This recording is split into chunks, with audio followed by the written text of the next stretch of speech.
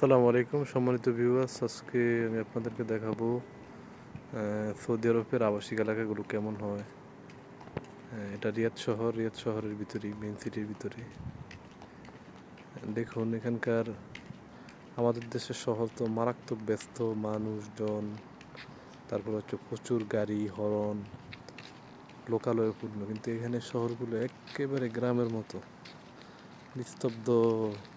বিশেষ করে আবাসিক এলাকাগুলো মানুষজন একেবারে নাই বললেই চলে।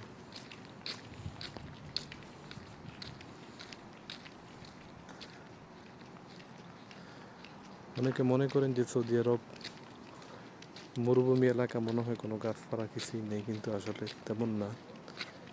এখানেও মানুষ ব্যক্তিগত পর্যায়ে তারা বিভিন্ন ধরনের গাছ রোপণ করে এবং তারা বাগান করে